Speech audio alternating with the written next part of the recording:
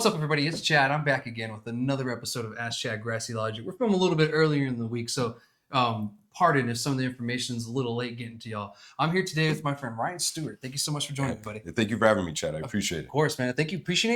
I appreciate you taking that trip. That's a long trip for you. You know, it is, but I enjoy it every time, man. I mean, coming down here to get to hang out and, play around in southern New Mexico, it's always fun, man. Great people down here. Just a great environment. So thank you all for having me, man. Appreciate it. We're lucky to have you down here. So, welcome. And we're going to get some tacos after this. Man, I love tacos, bro. Say no more. Heck yeah. We got a couple of good conversations in store for y'all. We're going to talk about some cultivar selection stuff and who might be kind of leading the way on, changing the way that we select our cannabis. Also, Texas saved hemp. We'll get into that more in a little bit, but first, let's talk with you, my friend. So for those people who don't know you, could you give us a quick intro? Yeah, so my name's Ryan Stuart. I'm from Farmington, New Mexico, and I work for Zeatope. I'm the head cultivator up there. We have an all-organic farm, true living soil, and I've been growing cannabis for, 12 years now, man. Probably have about 20 years in the game altogether. I started on one side of the market, things became green, and then I got over to that side. So, that's kind of my backstory. Did a little time in the Army. Got out, came home, had a kid, and, started taking my cannabis career to the next level. Nice. So did your cannabis career start before the military or after the military? Well, I mean, it kind of started when I was in high school, right? Okay. I feel like most of us. Some of us OGs, right? Yeah. Did that thing, lunch money thing, blah, blah, blah, blah, blah. And then, I went and I joined the military. I needed to make a change in my life. I kind of felt like I wasn't going down the right path, and I didn't really have, I'd say, good guidance, when I was younger, and I needed something in my life to mold me into the man I am today. Yeah. So I did 8 years total, 3 years active, and then 5 years reserves. Okay. So, nice. No. So you continued your service, and all that. And yeah, I got out afterwards either. No, you know what I'm saying. And reserves was pretty easy. You come back home. It's 1 weekend out of the year. Did a little bit of that stuff, and then, it was still living my everyday life. Created a job at Comcast, worked there for a little bit. And it was growing weed in the backyard with my PPL on the side, right? Yeah. It's kind of how I learned, man. Yeah. Nice. So, I think that's how a lot of us learn. I mean, it's how I learned.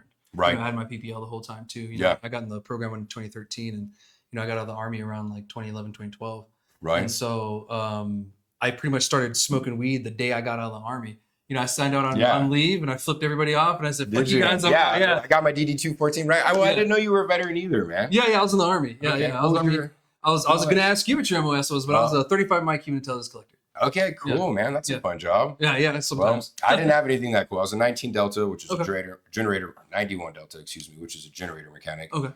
I did that for 3 months at my unit, man. We came down on rapid deployment orders, and then they cross-trained us over to a 19 Delta, which is a Cav Scout. Yeah. So I went to Iraq. I did that for 10 months. And it was kind of at the withdrawal of everything, right? So we were losing. What year? 2011. Dude, no shit. I was in there in 2009. Really? Yeah. I was just there. Right? That's cool. It's that's crazy how those things work out, though. Right? Man, yeah. Because we started. So Obama announced the process of pulling out of Iraq when I was there. Gotcha. So we gave the power back to the Iraqis this month, 15 years ago. Right. Wow, dude. Yeah. Time passes so quick, doesn't it? That crazy? It feels like yesterday, man. Yeah, it does. But continue. I'm sorry. So no, I did that. Came back. And then, I finished out my year and a half that I had left as a light wheel mechanic, which is a 91 Bravo. You never do your job in the Army. No, hell no. Right? You're always singing, janitor, or doing somebody else's job. Yeah. They had me, cutting lawns and raking racist assholes. Yeah, right. Cutting the lawns, bro. Can't keep detailed. Being in the field, bro. Gino's going to say I just got it. Oh yeah, we're gonna have a blooper. We're gonna have a good blooper this week. Gold, but once again, it was awesome. It was something that shaped you, and I'm sure you feel the same way, right? Yeah. It puts you in different experiences and situations that you have to look at differently, and it kind of makes you grow up a little bit quicker, man. Yeah, it does. So I looked at the world and my own country totally different when I came back. Oh yeah. I've never hugged a tree before. I hugged a fucking palm tree. Yeah. I've missed you. I was like, oh my god, I'm so excited. Get down, kiss the ground, American soil. God, yeah. It's fresh, not powdered dirt everywhere. Dude, straight up. The air doesn't smell like sulfur all the time. It's like that rotten egg smell that it's gross. And then when you're by the wells being burnt and stuff, that's not great either. No, horrible, bro. Because then you're breathing all that stuff in, right? Yeah. And it's bad for your lungs and bad for your body. So Yeah, and there's a reason why they have the burn pit registry too. You know, I don't know if you yeah, signed up for pack that. Or tag. not. Yeah, yeah. Yep, I'm on it, man. Yeah, for me sure. too. It makes me Good. feel like you're gonna die when you're signing up for it. I You're know, like, I oh know. God, I gotta do it though. What did I enlist into? You know? Yeah, I was like, what have I done? It's good stuff. Yeah, So. but thank you for your service, bro. Well, hey, Yeah, thank yeah. you for your service. You paved the way, bro. I mean, you were in before I, so, you know, thank you for us younger soldiers that came along, and, you know, we appreciate you guys too, man. So, Yeah. everything. Oh yeah, well, we appreciate you guys shutting it down. You know, Dude. that was crazy. It was, bro. Yeah. It was a crazy time, you Yeah. know, never want to go back type of thing, but, you know, hope, Yeah. you know, those people are doing okay, because when we left, it was, you know, we handed it over to them, and it became a shit show, bro. You Yeah. know, they literally destroyed everything we gave them and stuff, and I'm just like, dang, those were such nice facilities. They were, and what's crazy is the base I was on. I was at Cobb Spiker. Okay. There was it turned into a training base for the Iraqi forces. There was unfortunately a massacre that happened on that base. I think after you left in 2012. Wow. Yeah, and I was like, I looked at it and I was like, man, this looks familiar. And I saw this like mural of Saddam they had, and of course we drew dicks all over it. Yeah, yeah.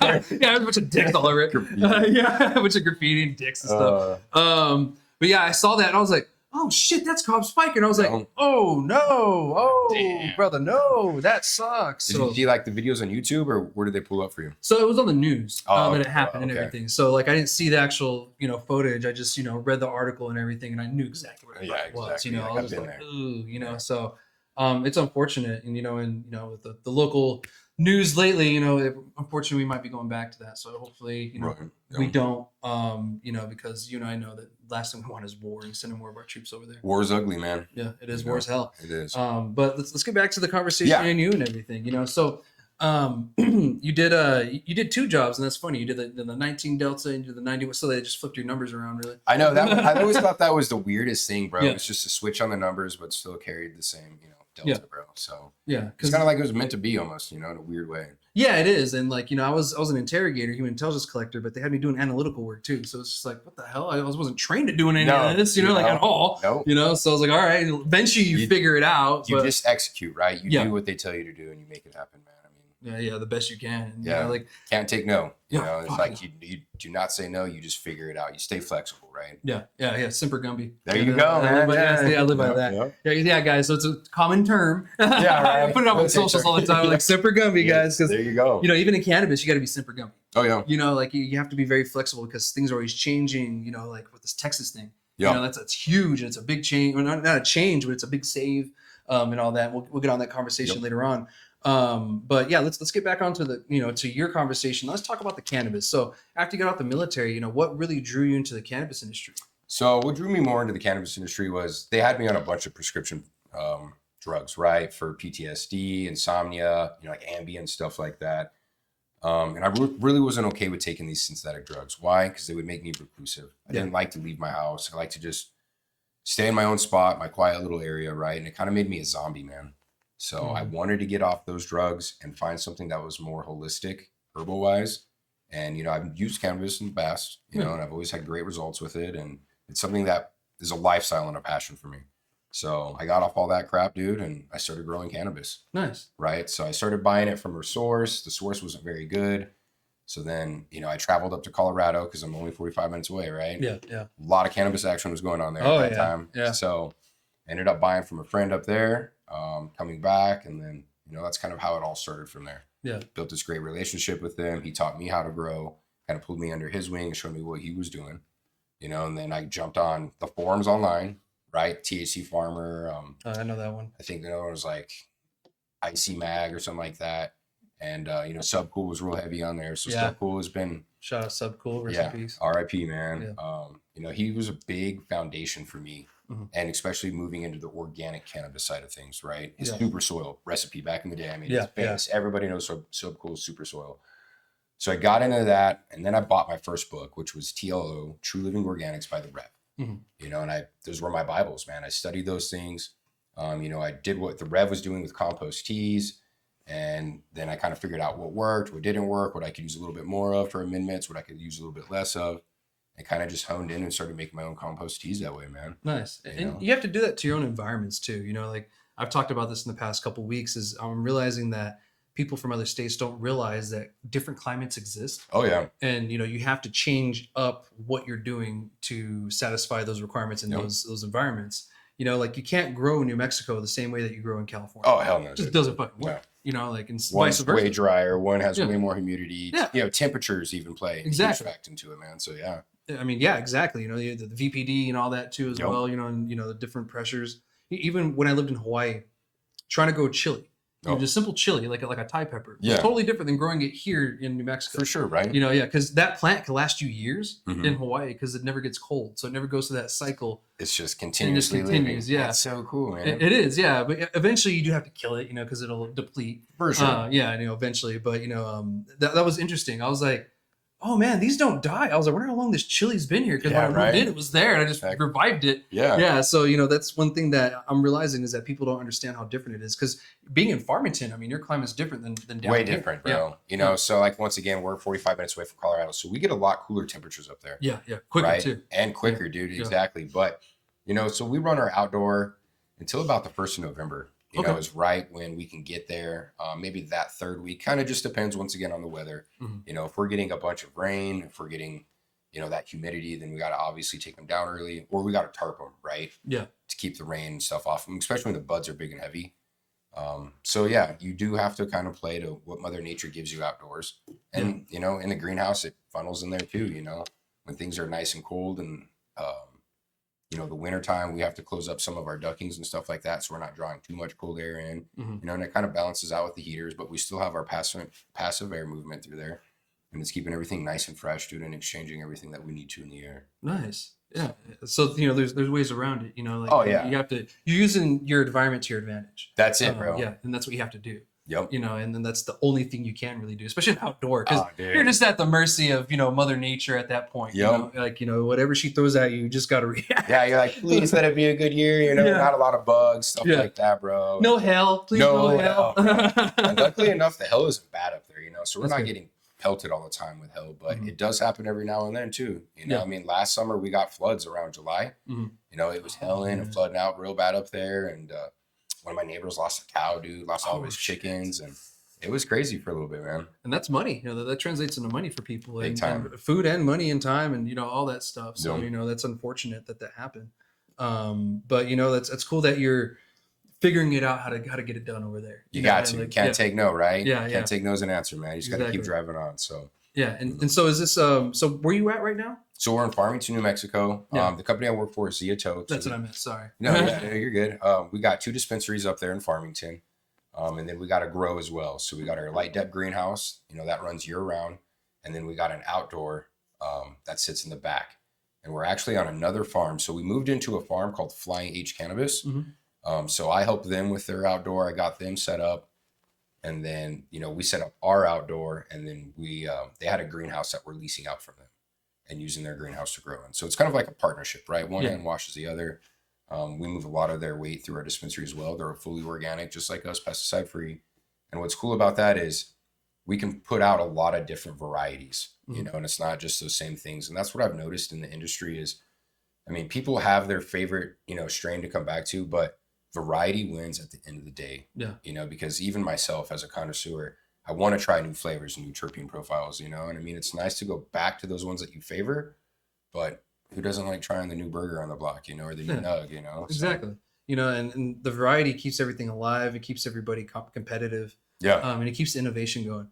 And I'm a firm believer that with legalization comes innovation if you allow it. Oh yeah. And that's what we've been seeing throughout these years. Tons of innovation going on.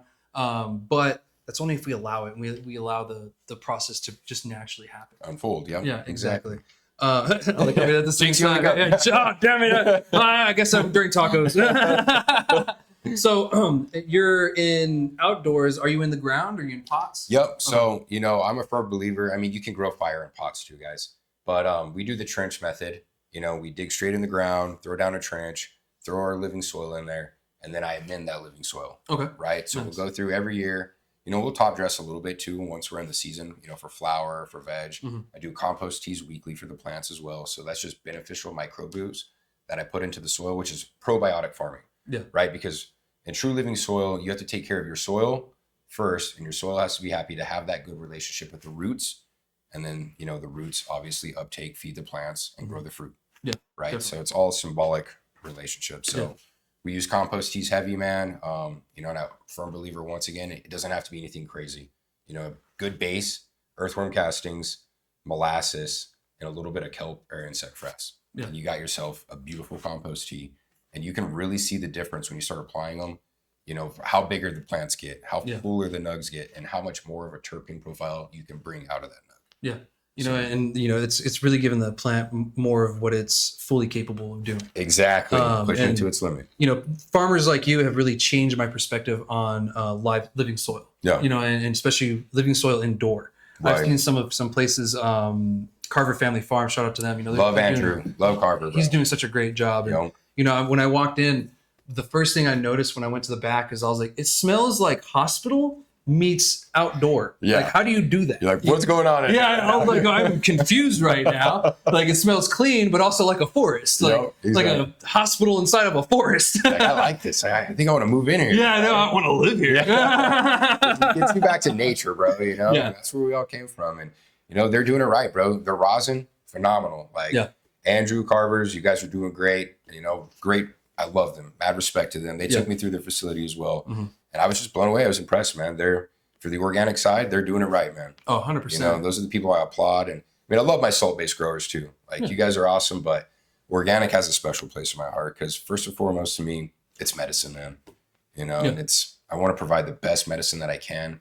You know, it's just like when you go to the grocery store, right? I mean, you got organic and you got synthetic fruit, right? One costs a little bit more, but you know, you're getting a little bit healthier product that way and a little bit more flavor. The bananas are a little bit sweeter, right? The strawberries are a little bit sweeter. Kind of like growing a tomato at home versus buying it at the store. There's a significant difference. That's it, man. You know? And I obviously grow tomatoes at home.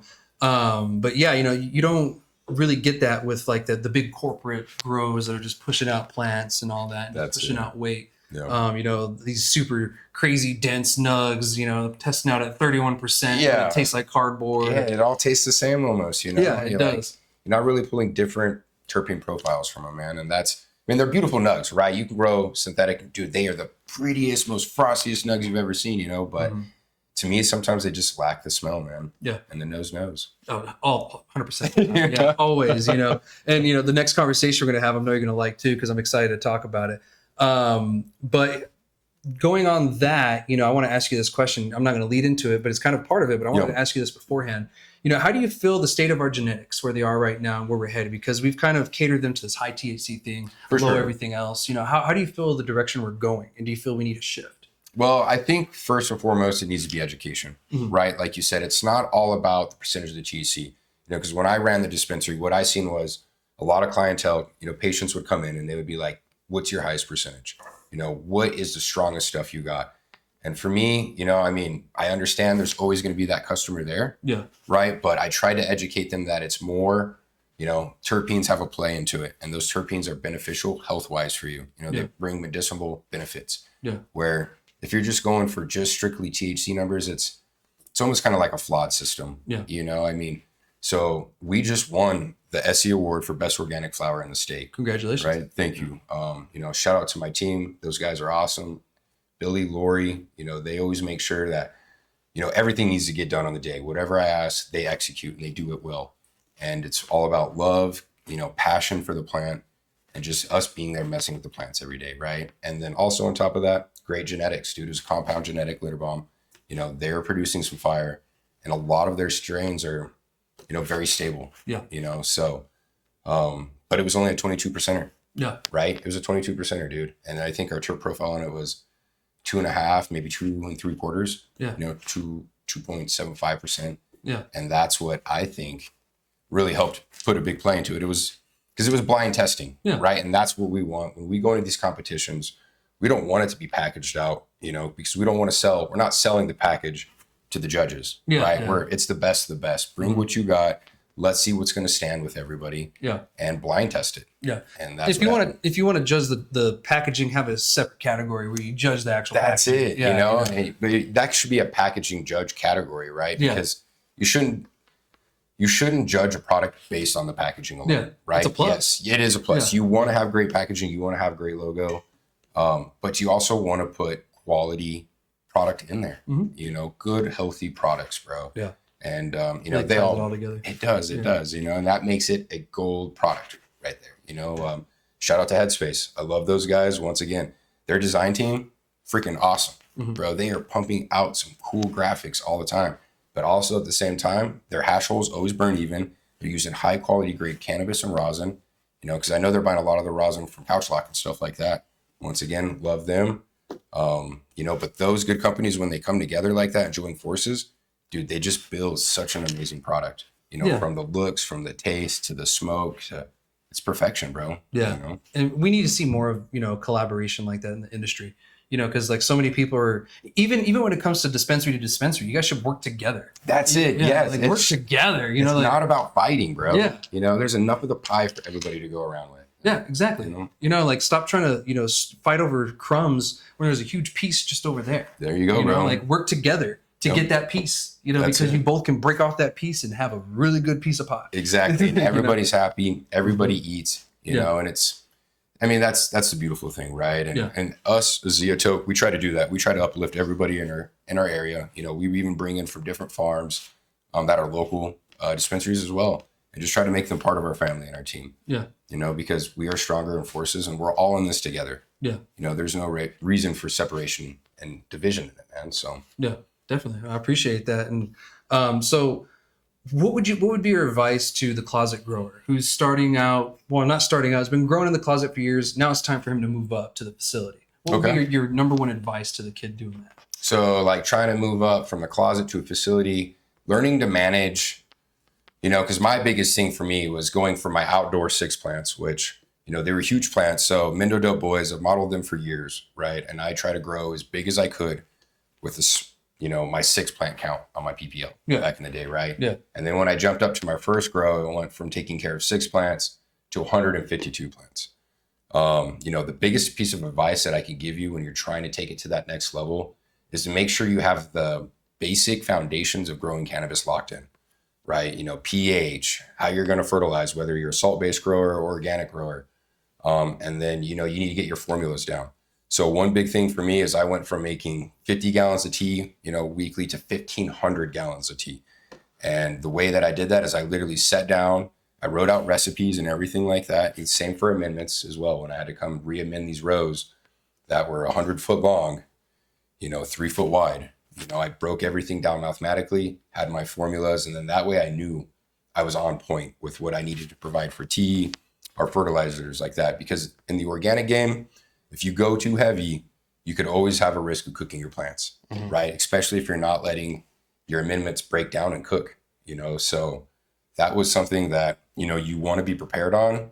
And then once you have the basics, you know, de-leafing, scrogging, or however you're going to set your plant up for grow and support, you know, just multiply that, man, and have a good solid formula for the plant. Yeah. And it comes through experience and time too. That's it, bro. Yeah. You know, experience is the biggest thing that you got to get behind your belt, you know? Yeah. So jumping in, you know, and taking just a de-leafing job, learning how to de-leaf on a large scale level, you know, and then you pick up that skill and then you can apply it. And then, you know, the grower will show you, all right, well, we're brewing 500 gallons of tea today. This is how we're going to do it. This is the formula. This is why we're using these amendments we're using, you know? So like for a perfect example, when I'm doing a compost tea in veg, I use a fish powder, where when I'm in flour, I don't use that fish powder anymore. I moved to a seabird guano, you know, and then I moved to more of a molasses because my fish powder helps feed my microbes, you know? So then when I take away that food source, you know, and the fish powder is also high in nitrogen, so your plants benefit from that as well.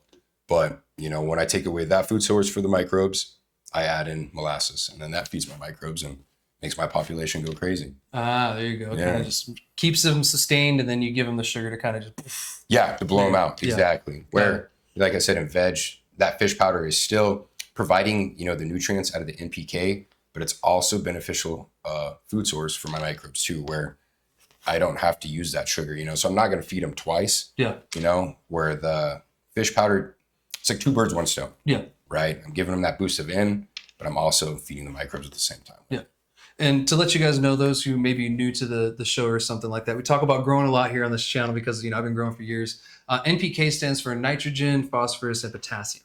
Those are one of the 3 main chemicals essentially that plants really use to grow and live. There's other, micro nutrients and stuff like that goes into it as well too.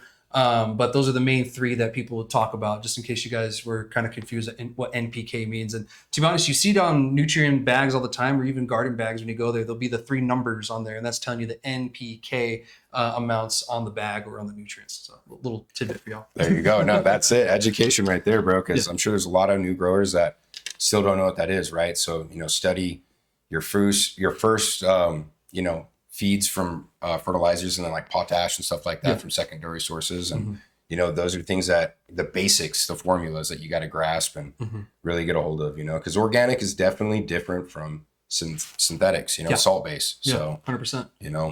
Like you, usually when you're in the salt base, you're usually like in a hydroponic kind of setting. So you have a little leeway if you mess up, rinse it out, whatever, or kind of flush out the system, start over. But when you're in that, it's kind of like, oh, I can't go and just grab that chunk of shit I just mixed in with everything, like now I got to kind of live with what I just did. That's it. And that's the hardest part of it. So like I applaud you guys, because I've seen what it takes, and you have to really, really know plants. You do. A cannabis plant to grow that, because it's not you. Because when you're using salts, you're just giving the plant these set nutrients that you hope it needs, and that's going to take up when it needs. Force feeding it. Yeah, you're force feeding it. But when it comes to the organic side and living soil side, you're looking at the plant. Oh, it needs this, so I'm going to give it this. Exactly. You're more a doctor. You got to be able to read that plant, and that's what I try to install in my cultivators at work is, we set these plants up, we know what they're going to do, but if one starts looking sad, if one starts looking deficient, and there's certain signs, like purpling of the stem, or maybe a leaf is drooping or starting to twist, and it's like,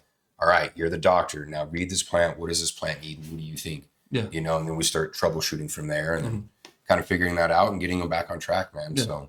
And it's crazy. After a while, you can see just the smallest change, and you're like, "What the fuck happened?" Oh yeah, what's going on here? You're right on it, because those things they become your children, bro. Like you're there every day with them, and you're, and at least every day our plants are getting touched and messed with, right, in our soil. So, for us, it's craft cannabis. Yeah. We're not on a super large scale. We're not a super big corporation.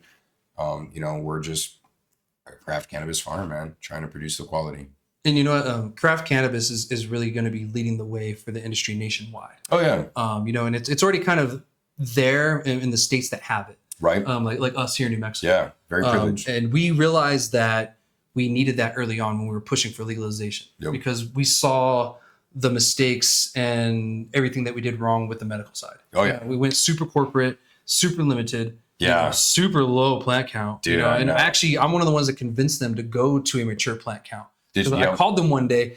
Now I fucked up. Now here's a lesson for you guys. I've told the story before, but here's a lesson for you guys. I called the DOH, and at the time they were the ones controlling the cannabis program. Okay. Called the DOH, and I told them, hey, why don't you guys, instead of using this whole straight plant count, I think at the time it was 450 plants. Yeah. And that was seedling, didn't matter, it was what counted. It was. Yep. I said, why don't you guys go to a mature, immature plant count? Like, what do you mean? I said, you guys are only worried about the end product, right? They're like, yeah. I was like, when it's flower. Like, yeah. I was like, so why don't you allow the farmers to grow unlimited immature plants? There you go. And then the 450 or whatever number you guys set, that will be the number that counts, because no one gives a shit about the veg. Yeah, you can't get high off the veg, right? Exactly. Now there's people that argue, of course there's medicinal benefits. I'm like, that's not the argument I'm making. Yeah. Yeah, the argument I'm making is they're worried about the psychoactive part. Yep. And the psychoactive part doesn't happen until flower. Exactly. Yeah. And so I told them, you go to that. It's going to give us more variety. It's going to give the growers a chance to explore more genetics. Yeah. And we're going to be able to share genetics. And also, when something happens, you have a backup. And when you have a limited immature, doesn't matter what happens. Like, no one gives a shit about the immature. And to be honest, you can have a lot of immature in a very small place. Oh yeah, definitely. Like, it doesn't take a lot to have immature plants, space wise, and if you have a tissue culture facility, I mean, oh God. Dude, I know you're going to need You're the library of cannabis plants. Yeah, just, what do we want today? Yeah, seriously. So the one thing I didn't do was tell them what a mature cannabis plant was. I was a young advocate at the time, and I thought our government was smarter than what it is. For sure. Well, they set it at 12 inches. Oh, wow. And so I fucked the industry over for a good year. Yeah, you're like, oh my God, my bad, guys. Yeah, that was my fault. So I take that one on the chin all the time, and I use it as a good teaching moment. Yeah. That, you need to be clear when you're talking to the legislators, but also at the same time, you can make a difference. But, it's going to things like that really made a difference here. Right. You know, instead of just going, oh, we're going canopy size, doing this. And to be honest, canopy didn't really make sense. And like someone was breaking it down to me, and I was like, online, he was like breaking in text and like adding math and this and that. I was like, I get it, but dude, we're like 50th in education. Most of the other people in the state are not going to get this. No, the easiest way to do this is a straight up plant count. It makes the most sense. Yeah, it just makes the most sense. There's less math. There's less spooging numbers, whatever. You know, straightforward. Is it mature? Yes or no? There you go. It's a binary question. Yep. Yeah, exactly. Yeah, it's a binary question. Yes or no, not maybe. You know, and you know if you find out that plant's flowering and it's also a Hermie, well, shit, get rid of it. There you go. You just did yourself a favor. Exactly. You know, so the crop, at the same time. But I digress and everything. But I'm just glad that we have the opportunity to do these micros, to do it. I feel in a right way. No one's done it correct 100% yet, but I feel we're on the right path. Oh yeah, we're definitely heading in the right path, man. And once again, like that's awesome. Thank you for doing that with the mature plant counts versus the other, because being part of the cultivation team and having to deal with all that, it makes my job easier at the end of the day, dude. Especially the biotrack, because the shit isn't a nightmare sometimes, bro. Like, damn, that's probably why I got all this gray hair, dude. Right. I'm getting more gray too. I'm just like, Jesus Christ. Damn, biotrack. Biotrack. So I've been dealing with it more and more. I kind of avoided it on purpose, but you can't avoid it forever. No, dude. And I hate it. And to be honest, coming from an IT background, that's what I got my degree in. Yeah. It's a terrible program. It's made and it's purposely made that way. Right. I love you, biotrack. No, but no. Yeah. I'm not a big fan of biotrack. Sorry. Figure shit out. Like I'm coming from a IT side, and I'm calling BS on your program because. Dude. One, it's a web browser app. I know. So it's susceptible to crashing. Well, that's the first. That's the free version, right? Yeah. And then if you pay, you get the actual. Yeah, and then you get more advanced settings. Yeah. Like more streamlined settings, which tells me that this is done on purpose. It is. Yeah. It is. Bro. Yeah. And I'm like, that's bullshit. You can't call and get help. So the one tip that I can give people is if you are on the free, web browser app for biotrack, I've had problems with them. And the one way that I've got around it is I go into their website and you can chat through a live agent and they'll help you. So pro tip, they may see this and change their stuff now, but it's helped me so many times. And I use the free one as well. And it's kind of like a little loophole in the system, man. Yeah, we got to use those sometimes. You got to, because everyone tries to nickel and dime the cannabis industry, but they don't realize how much other taxes we have to pay. That's it. They think we're all making buku bucks off of it, man. But really, it's become a struggle out there, especially with market price. Yeah. All these other places coming online, everybody trying to undercut everybody, and it really brings that market value down. Yeah, and it makes it hard to sell a actual real good product because they're expecting the price they got for the very, very terrible product. Exactly. They're like, oh, I picked this pound up for $500. And you're like, bro, there's a lot more than $500 that went into making this pound, It's way worth more than that. So. Yeah, exactly. That $500 pound, it was pretty much set and forget. You crack the bags, and once again, that's where the terps come into play, man. It's like you let people smell that product and they put their face in there and they're like, damn, like I want this. All right, we'll talk price. And then, that helps a lot, bro. So well, speaking of, let's get on to the next conversation because I want to talk more about that and expand on it. And that's what this conversation has. But before we do, I want to ask you, how has cannabis allowed you to continue your service, especially to the veterans? So man, that's a good question, man. I've really thought about getting into, taking clones because we're about to open up a mother room and everything. And then for outdoor season, I kind of want to give those clones back to the vets. If you're a free vet, hit me up. And I got resources now. So if you are a veteran, please get a hold of me because I do think, you should be growing cannabis, right? Yeah. It's free. It's in your backyard. Big on the summertime because you're not paying for the electricity to grow it. It's free. It's free. Put it out, set it, and then I'm always there to help, right? I love to help people. So if anybody ever needs advice or anything like that, just get a hold of me, vet to vet. I want to help every veteran I can get off anything that's synthetic that's given to them by the doctor, the VA, and go more of that organic, holistic route. It's a better way to heal. Yeah. It really is. And, the same thing, big for advocate for vets to get off drinking, right? We all like to sit back and enjoy beer every now and then. But, I'm sure like you, like everybody else, there was a time in my life where we drank all night, we showed up to PT, we ran, we puked, and we kept running, and that was something that I felt like when I was younger, I used to cope and bandage a lot of things over, that happened when I was in the service. So, you know, I just want to make sure that people know that you can get off the bottle, man, and there's other, you know, ways that you can go about handling, you know, your PTSD or insomnia and things like that. And cannabis is a good source for that, man. So Yeah, I agree, and thank you for that. You know, that's a really good point because, you know, our community, our veteran community, is plagued with alcoholism, and it is, and it's our fault, but also the military promotes it. I know. Yeah, they just poured it down our throat. They did. Yeah, you know, and it was legal. It was easy to get. You could go to the PX, bro, or to the gas station. The shopette. You know, and you could buy any liquor you wanted. And, you know, and the same for tobacco, man. I mean, I know people are going to chew and smoke, but once again, it's proven that it's going to take years off your life, you know, and they use harsh chemicals in that to keep you addicted and beat you down. So, you know, I smoked when I was in the Army. Yeah. You know, I was smoking a pack a day, dude. And when I got out, I would smoke joints to get over the craving of wanting to smoke a cigarette. And then I never liked to smoke a cigarette after I smoked cannabis. Because it tastes better? It tastes better. Yeah. Am I smoking? Like, what is this? This is nasty, you know? So it helped me kick the habit, bro, you know? And once again, cannabis, you know, it's a medicine, but you got to treat it as a medicine. You know, you can abuse anything. You can abuse cheeseburgers. Yeah. Right? So for me, I don't try to smoke during the day. I come home at night after my long day at work. And then if I choose to smoke a dab or smoke a little bit of the joint, I do.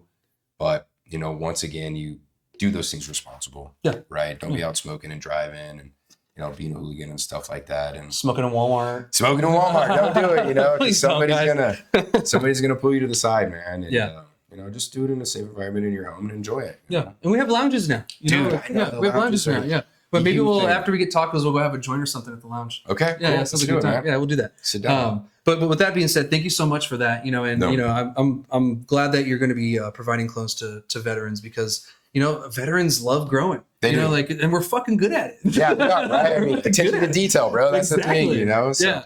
You know, there's a lot of detail that goes into it, and we're very, you know, detail oriented, and most vets that I know fucking rock it. That's it, dude. Yeah. You know, just kill it. And I got a buddy, my buddy David. Shout out David Hill. He's an Air Force security forces vet. Damn, and nice. He went to Afghanistan, and he grows for PMC over in Carlsbad. I mean, grows up to fire. He grew in Colorado for years. Okay. And he did a great job. I just wanted to give him a shout out. You know, for sure, doing a good job too. That's your boy, man. Like, yeah, man. So, but thank you so much for joining me on this conversation. But before we go, where can people find your profile and everything and all that good stuff to contact you? Yeah, so you guys can always look me up. Instagram is going to be my huge source on social media. I post, everything on there from barber content, man.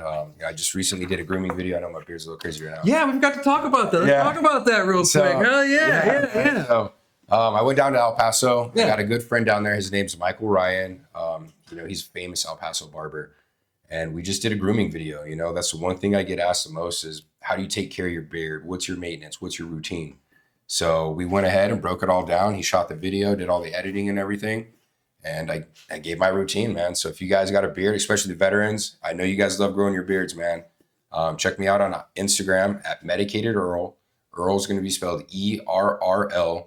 And you'll see my big ugly mug pop up. You can't miss the beard, bro. So. It's hard to miss. It's a beautiful beard, by the way. Thank you, man. I appreciate it. And what's a tip you could give some of the vets out there, people just listening, give them a little tippy tip. A tip. Let's see. Everybody, I just want you to know that, you're doing your best and I'm proud of you. Some days may be harder than others. I'm recently going through a breakup myself. I was together with this woman for 3 years and I thought it was going to destroy me. Right? It really hurt. But at the end of the day, I moved my life in the proper ways where, I stopped drinking, bro. I completely left alcohol behind. I went sober on cannabis for 3 months. And like I said, I smoke in the evenings now, but I use that pain to help me heal in the right directions. And if I can do it, you can do it. So just one foot in front of the other and keep driving on. Thanks. Drive on with the mission. There you go. That's it, man. Yeah. Thank you for being vulnerable too, brother. I appreciate you sharing that. Well, we're all humans at the end of the day. Yeah. We all have emotions. And nobody knows what one person's going through the other.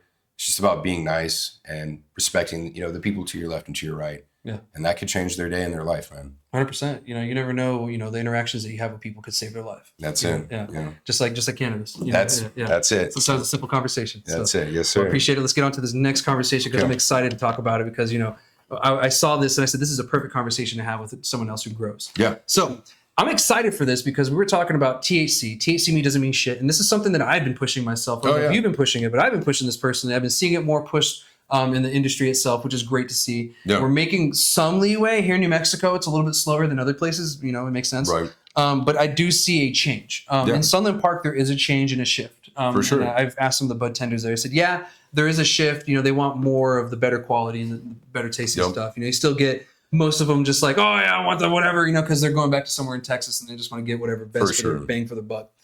But in Missouri, where cannabis is legal as well, they're coming out with this new thing. It's brand new. It's called the Cannabis Cultivar Selection Scale. Now, what this sounds like is it's going to be a standard.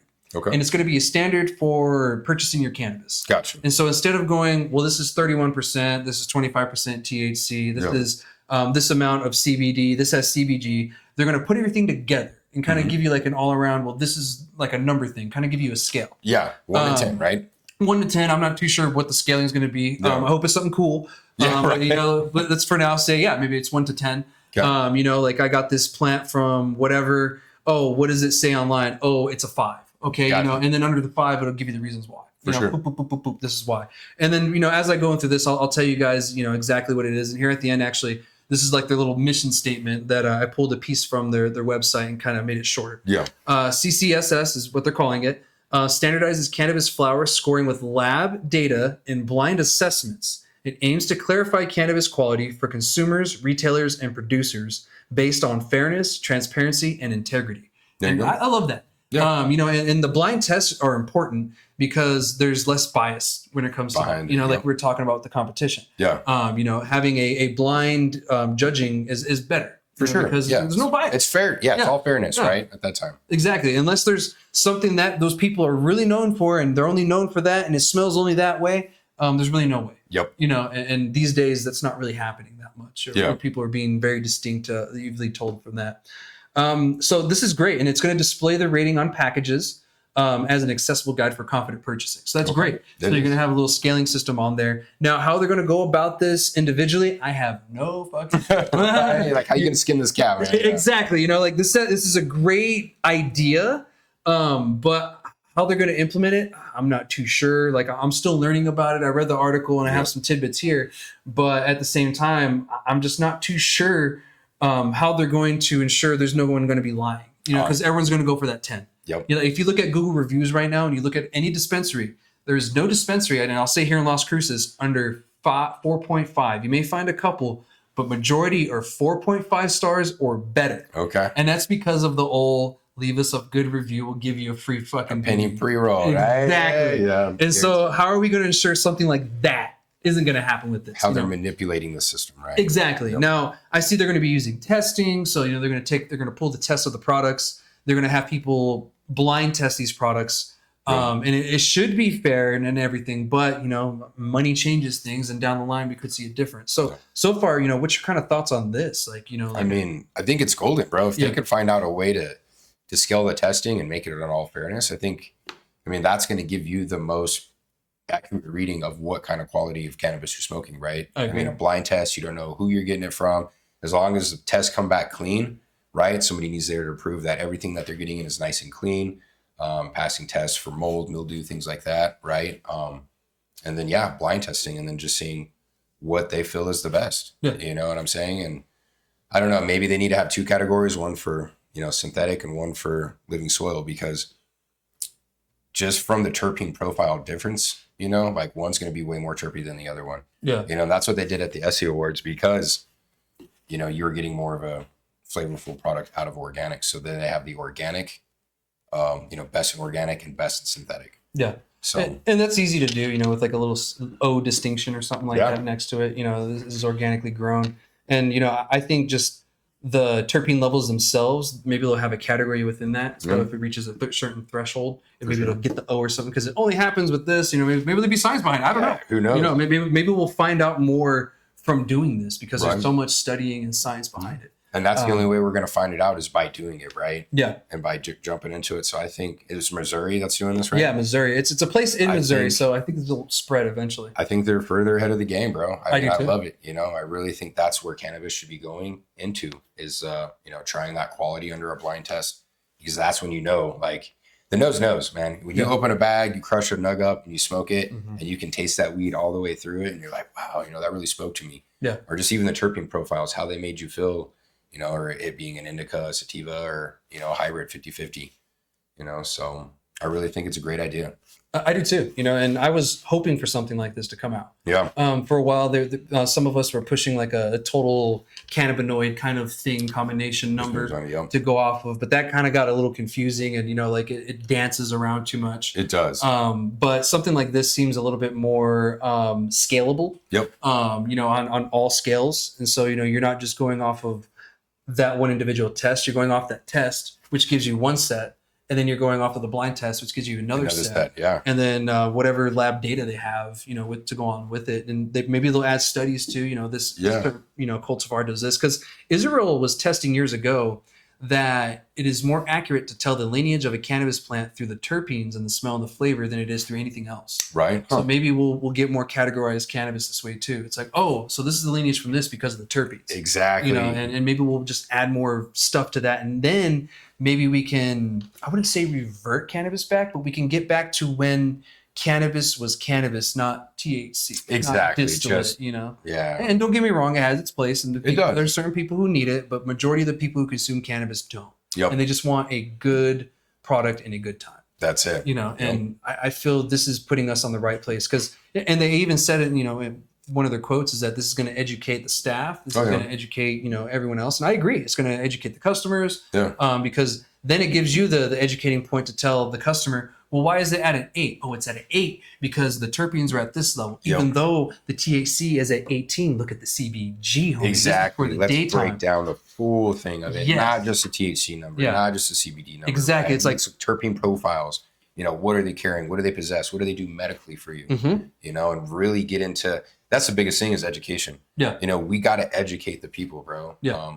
You know, and that's once we educate them, it's just, it makes them sharper. It makes our med tender sharper. So that way, when somebody does come in with a disability, you know, i.e. being multiple sclerosis or anything like that, and they need, you know, so like when people came in with like real bad pain and stuff like that, like, oh, my back or my shoulder was hurting, you know, I would put them on majority of the time, like a 1 to 5% THC and a 20% CBD. And I've seen a lot, you know, that was helping people a lot with their pain. Yeah. And also not getting them so high to where they couldn't function and do what they needed to through the day, you know, but they could still get some of that pain management and go away. Yeah. You know, same with the salves. The salves are golden for that, bro. I love salves. You know, you get tennis elbow, bro, and your elbow is hurting you, and you throw some salve on it, and you notice the pain goes away.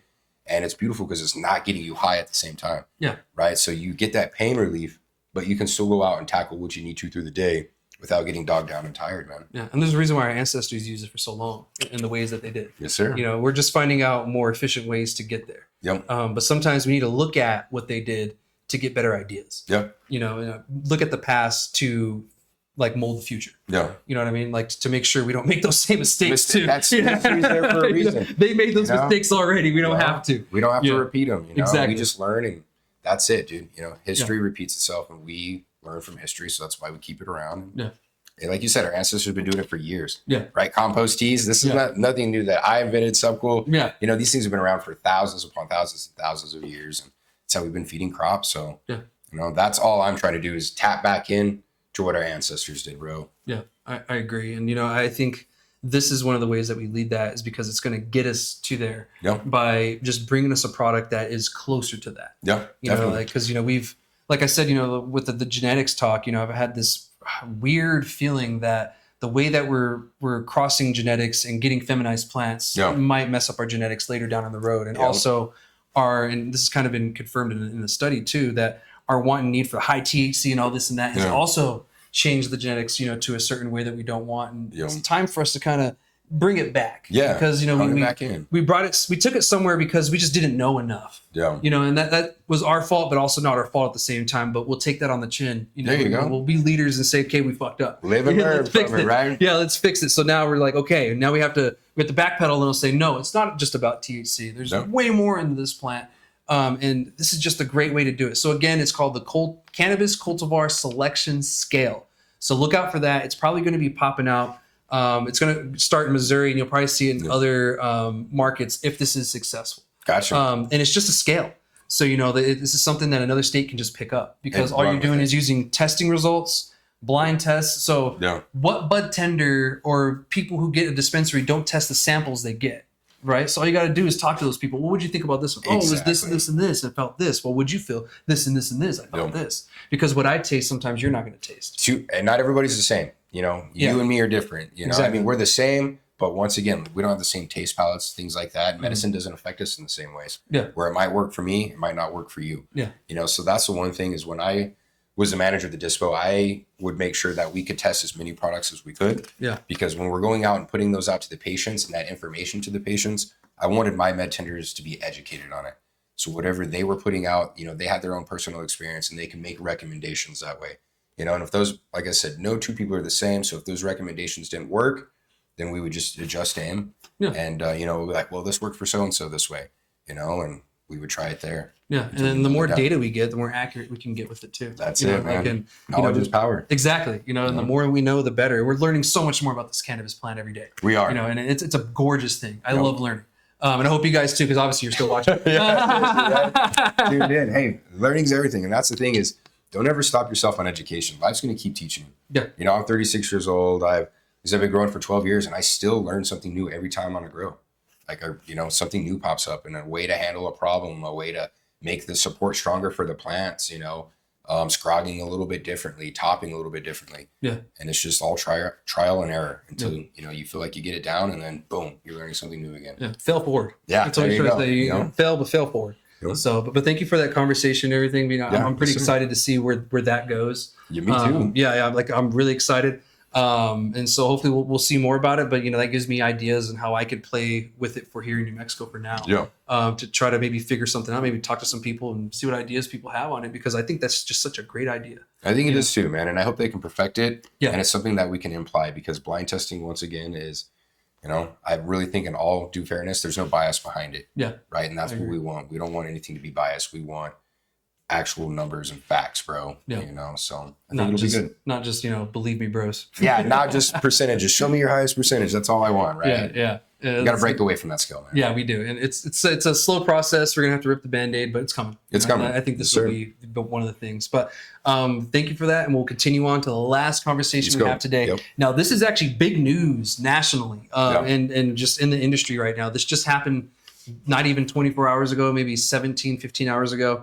So the Texas governor, Greg Abbott, pretty much won the Super Bowl in the fourth quarter with the Dallas Cowboys in the end zone to Jerry Rice. Not Jerry Rice. He was on San Fran. I know. I got my own fucking producers. I'm just excited for them. I fucked up the team. Emmett Smith. Anyway, either way. Yep. So that would be pretty much what I'd be saying if that was, football. But, Greg Abbott actually vetoed SB3 and saved hemp for Texas. And to be honest, I'm shocked. Yeah. Like that was like I didn't see it coming, bro. Yeah, like a come behind win victory. Yeah. Like that was crazy, dude. Yeah, last minute kind of thing. He did this yesterday. I think he only had a few hours left, or just a short time before he vetoed it. And I think he really sat on it. I think he really debated all the options. And I think what really helped was the fucking Texas advocates were just ruthless. Were they? In a very professional way, in the best way that you can do it. Right. They protested. They sent letters. They called the governor's office every day. They sent thousands of literal letters. They literally took boxes of letters to the governor's office. And Texas don't play around, bro. No, they were Texas off, bro. You're in trouble. Yeah. And then once the veterans in Texas got involved, I was like, oh, y'all done fucked up. Y'all done fucked up, bro. Once the Texas VFW, like the VFW of Texas, I was like, y'all pissed off the VFW? Yeah, like, you're in trouble. You don't piss off the VFW. And they're run by our generation of veterans. Yep. So like they're young and ready to fight. Oh yeah, and they love cannabis, right? Yeah. I mean, it's a clear image to them that they've seen that it does help people out, bro. Where it's crazy because my grandfather, right before he passed away, was he grew up in that whole time of cannabis was bad, it made you stupid, blah blah blah. But he came around there at the end, man, and was really for it. So. It's great that we have our younger generation in there, but it's great that the older generation is seeing the benefits from it too, man. Yeah, so. I'm glad too, because the older generation is one of the largest number of consumers in the nation, world, or whatever, when it comes to cannabis. Yeah. And it just makes sense. It does, man. Well, getting old sucks. It does, bro. It hurts, right? That shit. Yeah, I'm feeling that. But yeah, congratulations to Texas and the advocates out there. Shout out to y'all. Y'all just did a fantastic, phenomenal job. I was out there in March and I got to meet a lot of those advocates, and Awesome, man, they were just passionate. They were ready to fight. And, you know, I learned stuff from them, and coming from a state that's been fighting, and I've been fighting, you know, myself, you know, since 2013 on the advocacy side, and we passed weed here. I still learned something from them. That's it. You know, and like, I just came back humbled. There you go. You know, because I was like, you know what? You guys deserve this. Yeah. You know, if you legalize it, it's going to hurt New Mexico, but that's going to happen either way. Dude, it's coming, guys. Like there's no it's way all to going to be left in the future. I'm 10 years. Texas is going to be there. Yeah. They're going to get tired of giving their money over to New Mexico. Yeah. And, you know, they're going to get right on the path of legalization, and they're going to open market too. And that's actually what might happen. So on top of this, the governor also called for a special session next month in July. Oh, okay. So now they're going to tackle this issue. Instead of a banning approach, they're going to go to a regulatory approach. What everybody wanted, right? Good job, Texas. Yeah, so good job even further. You guys not only saved the hemp industry, you now got them to agree to regulate the industry like everybody just wants. Yep. Everybody just wants it regulated. Oh, yeah. You know, like that's all we want, damn it. And you know, that was the middle. Yep. That was the middle ground. So I'm glad. We'll see what happens during that session, because a lot can happen. You know, they could be very strict about it. You know, they could be more strict than it is right now, which for sure might happen. It might tie down a little bit, but you know, they do need to, you know, crack down on the age limit thing. Oh yeah. You know, the age time. thing is one of their main arguments, and that's probably going to be the number one thing. It's probably going to go to 21, right? As it should be. Yeah. Of course, people with medical, you know, Texas cannabis, you know, cards, that's different. Yep. But yeah, 21 to use it, and of course, you're going to have your Delta 8, your TCAs, you know, your HHCs, because this bill was going to ban everything but CBD and CBG. Oh, really? Yeah, it was banning everything. Yeah, we don't want that. That's and it was going to go backwards. And actually, Greg Abbott, he mentioned that in his statement, in his memo. Okay. He said, you know, this would end $1 billion industry. This would ruin businesses. This would essentially ruin lives. And we would run into an issue. So I didn't realize he dug in this deep. So he mentioned Arkansas. So Arkansas did a full hemp ban, you know, similar to what Texas was approaching to do. And he said that happened years ago, and they're still dealing with legal issues in the courts. It's still going, you know, getting sued. It's pretty much just there to make everyone happy, and nothing is really being done, and there was really no way to implement it. Damn. It's a federally legal substance. Yeah. So how are we really going to do this in the first place? And he acknowledged that. And I was like, you know what? For all the shit that they say about you, you know, you at least were very, very thoughtful on this one thing. And I think he realized that the people of Texas were just fucking pissed. Oh, yeah. You can't have your people mad at you, man. Yeah. That's the biggest thing, right? And the people are educated enough to see that they want it there. Mm-hmm. You know, and it's not a horrible thing. It's not destroying lives. It's not destroying families. You know, it's medicine. Yeah. Right? Even if you're using it recreational, it's still, we're receiving medical benefits from it, man. Yeah. So, you know, that's awesome that he did that. And he's looking out, you know, at least listening to the people and trying to keep them happy. Yeah. Yeah. You know, and he cited a bunch of other reasons too. You guys can, you know, read it. It's online, you know, public and all that good stuff. If you follow the Texas Advocate, you know, social pages, they're posting it all. Right. You know, I did a post yesterday of, you know, Jurassic Park, you know, you did it, you crazy son of a bitch, you did it. Yeah. And I was like, that's, you know, that was my reaction to it. It's like, you did it, you crazy son of a bitch. That, and, you know, like I was really thinking Greg Abbott was going to sign that bill. Yeah. You know, I really did. And so I'm glad I was wrong. Yep. You know, like exactly. That's the moment you want to be wrong in, man. Yeah. I want to be wrong in that time. And I'm so glad I was wrong, you know, because, you know, it went the other way and it was a slim margin, a slim chance of that happening, but they made it happen. You know, the advocates, you know, you guys, I'm so glad when this bill passed, I texted a lot of them and I called a lot of them and, you know, I told them, you know, this may be a defeat, but the war is not over. That's you know, it's only just begun, man. Yeah, and even if you win this battle, it's still not going to stop. Yep. We legalize cannabis, and every year they're fighting again. Oh yeah. You know, so you just got to ensure that we're fighting for the right things. That's it. You know, there you go. And you know, a lot of them took that to heart and really appreciated it because they were defeated. Oh yeah. You know, they were defeated. They were bruised and tattered and just ready to call it. But you know that just spark in them was still there. That's you know? You're like it's fourth quarter. Come on, yeah. It's like no, you guys, you still got a chance. Yeah, keep pushing, and they did, man. Oh God, and it's like beautiful to watch. It is, and that's showing the nation how to do it. That's it. You know, like that is showing even here in New Mexico because our industry is dead silent on a lot of issues. Yeah. And recently, and probably the past year, it's getting better. Right. But you know, historically, you know, they've just been not there. Yep. You know, and like when I go to the legislature and stuff, I tell them like, There's a reason why you guys only see me here all the time. It's because they don't trust you. You know, I really wish they'd show up, but you know, what do I do? Right. But this is really what's being said. You know, we're really needed and everything. So hopefully that changes for us.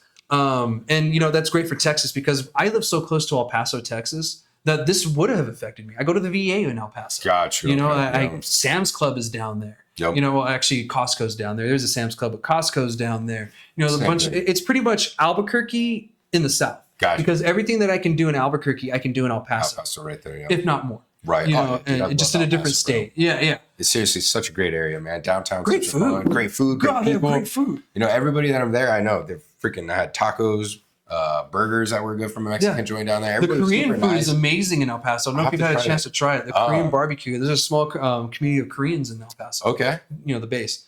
And so, you know, they have their own little community, and man, the K barbecue is just fire. Okay. So you have to check it out. try, Is there a spot you recommend? I'm not too sure because I'm still trying them out. Okay, yeah, right. Yeah, I haven't found my favorite. I haven't found my favorite yet, but I'm still trying them out. I always love bulgogi. That's my go-to whenever I go get, you know, Korean food. But you know, I really want to go to the ones. I always forget the names where you have the barbecue in the middle. You know, it's like a little hot plate thing. Oh, you never? I never tried it. No. Oh, man. Dude, I forget the name, and always, you know, someone always has to remind me. But you go in, you sit down, and then the center is a grill. You know, it's already warmed up and everything, cleaned off, of course. Yeah. And then you go to like a deli style. You go pick your meats, and then you cook it in the middle. What? Yeah, and then you serve yourself. Yeah, it's fire. I've never done that, bro. Yeah. Those are good. Those are always really worth it. Okay, it's on the bucket list now. Yeah. Some good sushi down in El Paso too. Okay. Well. Yeah. I mean, El Paso has a little bit of everything to offer, bro. Yeah, they do. That's what I love. It's a fun place, dude, and good people, man. So. It is. And you know, most of the people that work in the industry in Sunland Park are from El Paso. I noticed that. Dude, I know. They're like right over there, but it's like, dude, it's literally just right there. I see it at the casino horse track right there, bro. And you can literally just see El Paso. I could throw a right football there. to Texas. You could, yeah. From the track. Yeah, it's that close. And how the blocks are set up down there with all the dispensaries. If you guys haven't been there yet, go check it out, man, because Sunland Park is a different breed of its own for New Mexico cannabis right now. It is. You know, it's a cool thing to see. It is, and I tell people that's the Texas market. That's not the New Mexico market. No, yeah, it's all totally Texas. Different. And then I've heard people from Juarez come over and stuff, and you know they participate in that market as well. Yeah. So it's a big hub right there, dude. But it is, it's a cool thing to see. So if you've never been down there to Sunland Park, go check out the dispensary block, man. Yeah, and congratulations to those in El Paso as well. Less harassment on your guys' side now. You know, I get it. You still get harassed sometimes, but less now, and you don't have to worry about it. And you know, if you are a hemp consumer, congratulations too, because I do know that people do get relief from Delta 8 and all those other stuff. Dude, definitely. It's not for me, but if it's for you, then by all means. Yeah, you know, please, use it. But you know, if it helps, especially the veterans. Yeah, definitely. So you know, I hope you know something good comes from this. But one thing I do want to mention is keep in mind, like I said, they're going into session next month. Anything can happen. And when I say anything, that even means legalization. Before I recorded this episode, I saw a post from Lieutenant Dan. You don't have any legs. You got no brains. So Lieutenant Dan, he's the Lieutenant Governor of Texas. He was kind of indicating that they want to legalize cannabis by vetoing this bill. Yep. Now, it was a little dramatic or whatever, you know, and I kind of feel like he wasn't meaning it exactly, but he did say that. Right. So there's still the chance, and I was going to say this either way. It's a slim chance of them legalizing it, but it's still a chance. It's still a chance. Yeah, so keep paying attention to this. I'll keep y'all updated as much as I can. Because if Texas legalizes cannabis, there goes 50% of our sales. I know, it's changing overnight. You know, but Texas, you guys are there, man. You guys got to keep on that ball. And that's the thing is we need everybody to legalize. Yeah. Because we need it uniformed across the map. Yeah. You know, you don't want to be driving in one state where it's legal, going to the next state where it's not legal, and then going back to another state where it's legal. It's a mess. It's a mess. Yeah, it makes things way too crazy, especially if you're traveling and it's considered your medicine. Yeah. Right? It scares you. You're like, oh my God, am I going to get thrown in jail for going in Texas because I got a little bit of pot on me? You know? Yeah. Or am I over a limit in this state and I'm going to get fucked with, or, you know, it's a mess. Mm-hmm. And, you know, don't get me wrong, the 2018 Farm Bill with the hemp stuff kind of just created more confusion. Oh, for sure. But at the same time, you know, we're dealing with what we're dealt with. That's all we can really do. You know, we're trying to change it. We're trying to get things done. But in the meantime, we can at least deal with what we got. Here in New Mexico, we got it kind of good. We have legal cannabis. We have lounges. Dude. We have micros putting out fire cannabis. Thank you. You know, our neighbors to over in Texas, you know, I try to help you guys where I can. So good luck. But yeah, you know, don't forget that here in New Mexico, you know, we're in a little land of enchantment. We are, man. We appreciate you, Texas. Like, Yeah. You know, and New Mexico too. You guys are doing great. There's, like you said, just a lot of fire out there. You know? Yeah. It's, you know, Colorado, a lot of people were in our area were still going up to Colorado because that's where they figured a lot of the fire was. You know, Colorado's been ahead of the game a lot longer than we have. But now what I'm seeing is those people are staying in New Mexico and spending your money in New Mexico. And as a New Mexican, we appreciate that, you know, especially keeping it with the New Mexico companies, right, that aren't taking it out to California or Washington State or Oregon. You know, I mean, we do appreciate those companies too, but it's nice to keep that money here where we can put it back in our roads, our education systems for our children, right, and just keep building our state up because our state needs it. You know, our state needs a lot of love, and by you guys going out and supporting those local, you know, dispensaries and grows and everything, you're keeping that money here. And I just want to say on behalf of, you know, our company that is everybody's from New Mexico, you know, born and raised. Thank you guys for that. We appreciate it a lot. Awesome. Well, thank you for that. No, those are some nice words. And, Yes, you know, I love that because, you know, it's important to support the local, you know, the stronger the locals bases here, the stronger it is when legalization comes on the federal level too, because once interstate commerce happens. Oh, I know. Oh man, that's going to be another brutal thing. I don't want to think about that right now. I know. It's just like, let's go back to the thing about them tacos. Let's go back to happy thoughts. With that being said, and actually, that's all I have for this week's episode. Wrapping it up now, man. But I want to say one more time, congratulations to Texas for shifting the timeline. You guys not only saved hemp for your state, you're most likely saving it for other states too, because other states are going to look at this and say, well, Texas decided to regulate it. Why are we banning it? That's it. Yep. Because I thought we learned that banning things doesn't work. That's it. Yeah. So yeah, the drug war is a failure. It still is. And we'll take this one day at a time. And hopefully one day we'll get some sensible legislation and maybe some deregulation for the cannabis industry on the regular side. Yes, sir. I love it. Thank you again so much, Senor, for joining me. Thank you for having me. I appreciate you, Chad. I appreciate you, and thank you for your service again. And thank you for your service and paving the way, man. I appreciate it, brother. Yeah. Well, I'll see you guys next week. We'll be here again with another episode of Grassy Logic. Make sure to like, subscribe, follow, whatever you got to do to stay in the know. All right, guys, shoots.